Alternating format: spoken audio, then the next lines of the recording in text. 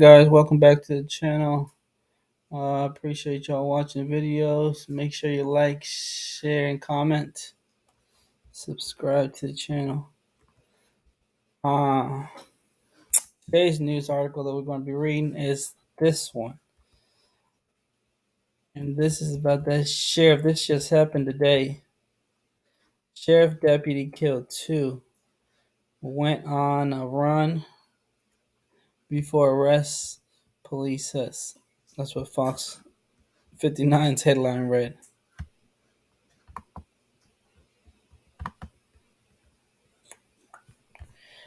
All right. This reminds me of that other sheriff that uh, was shooting up a police station and ended up uh, smoking a couple officers, I think, that worked in his district because he believed he was fired injustice. And as soon as I saw the picture, that's what that reminded me of. That other sheriff department. Wonder what's going on with California. All right, but this says a California sheriff deputy was on the run for 12 hours after he allegedly shot two people in their homes Wednesday morning, sorry. According to Dublin police, it started when a husband and wife were shot inside their home on Dublin, California. Someone called 911 at 12:45 and told emergency dispatchers that the gunman had fled in a vehicle. Both victims, identified by police as a married couple, died at the crime scene. Witness on scene identified the shooter as 24-year-old Devin Williams Jr. The Dublin Police Department wrote. Police officers quickly realized that Williams works as a deputy for the whatever county sheriff office that is, which is headquartered in Dublin. Police were searching for Williams and warned he should be considered armed and dangerous, the department said. The manhunt ended when Williams called law enforcement to turn himself in. Law enforcement officers were able to keep the deputies on the phone and trace his cell phone location. Williams was arrested by California Highway Patrol officers in Colina, California, just before noon. Colina is about 150 miles from Dublin, a wealthy suburbs of the San Francisco Bay Area.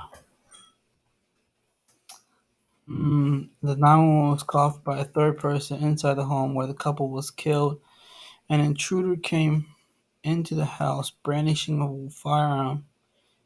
It's even more disheartening that it was one of our own that was the trigger person behind, police said. Williams knew the victims. Williams knew the victims. Sheriff Lieutenant R. Kelly said the couple is survived by their teenage son. This was a very bizarre chain of events. Police said Williams would be booked into Santa Rita Jail in Alameda County on homicide charges later this afternoon. That's just crazy. What did they do to this man?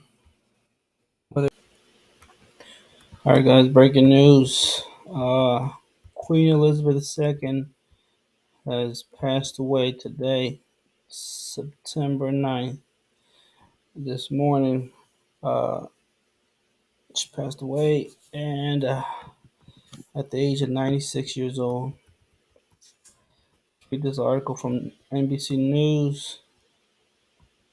Queen Elizabeth II, Britain's longest-serving monarch, has died.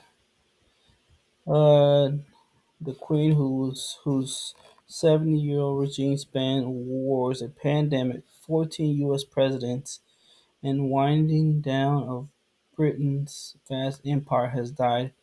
Her eldest son, Charles, is now king. The Queen died peacefully at Balmoral this afternoon, the royal family in a statement.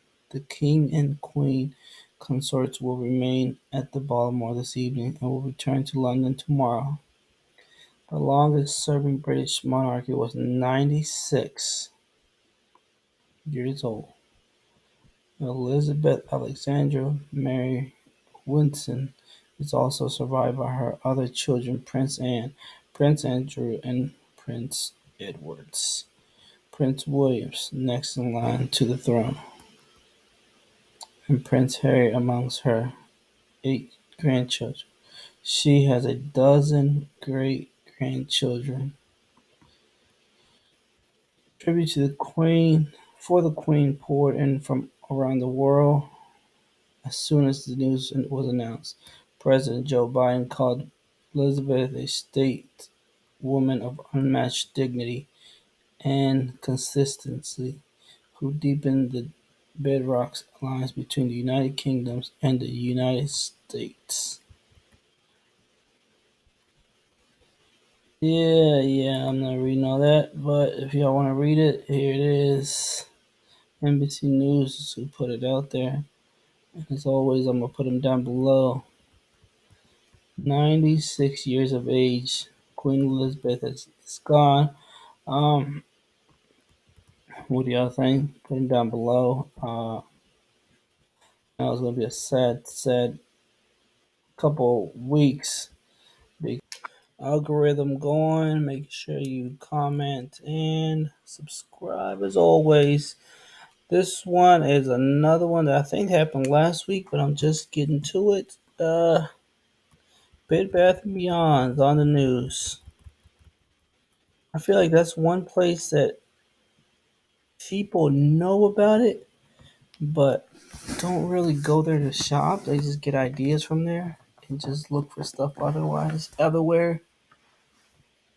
places, because it's quite expensive. I mean, you can go in there and a couple bars of soap would be like $10, $20. Spoons can be pricey. I just feel like everything that's there, you can find it somewhere else cheaper. But nonetheless, here it is. Says the intern. I'm reading this off of Business Insiders. All right. Interim CEO of Bed Bath& Beyond was concerned about well-being of the late CFO. He discussed taking a break before he died, the Wall Street Journal reports.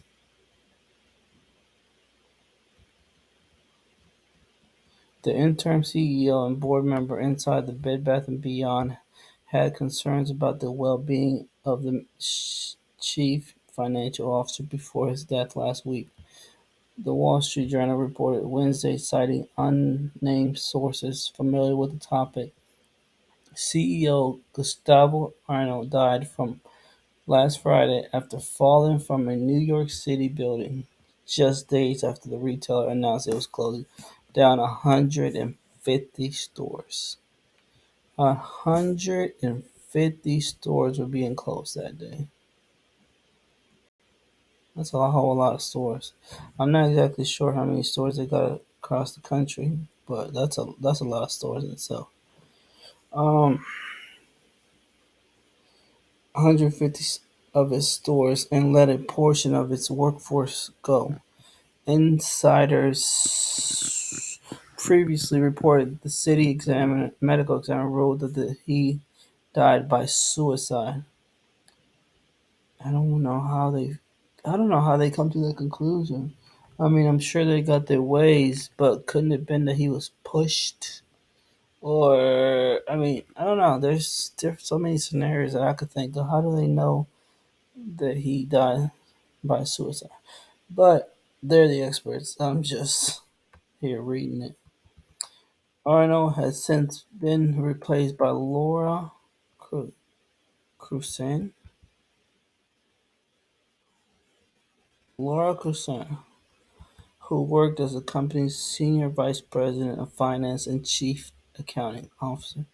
The sources said that Sue Gove, the interim chief executive officer, and several board members agreed that Arnold had been overwhelmed. However, they opted not to replace him while the company was trying to secure finance.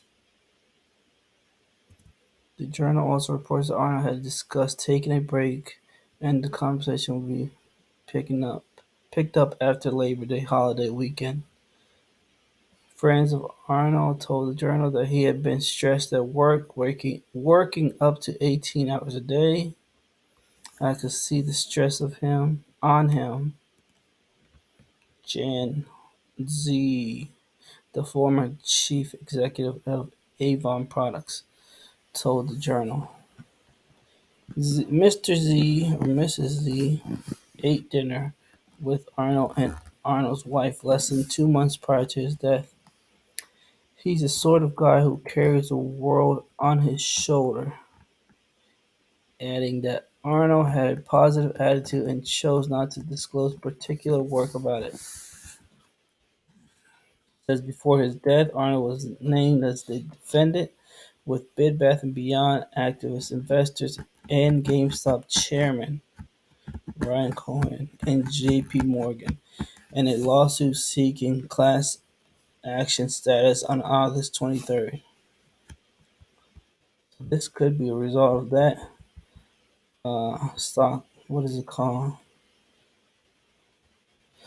Let me see. The plaintiff Pinchisi accused them of security fraud, insiders trading, and breach of fiduciary duty. Those sources familiar with the matter told journals records show that Arnold and Cohen did not have contact outside of the conference calls with multiple executives. Cohen has not commented on the lawsuit. Says Arnold had worked at the company since 2020, so pretty much during the pandemic.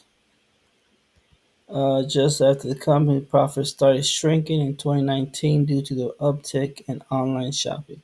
He previously worked at Procter and Gamble and Avon. I'm sure whatever happened, just seems like he thought this was his only way out, which is sad. I mean, maybe could have had been served some time in jail if convicted or found guilty, but I don't know. This ain't the way to go. All right, guys, that's all I have. Just these three articles. Hope you enjoy it. Let me know what I can do different on my next video. Put them down below. Peace out. Love y'all. As always. Bye.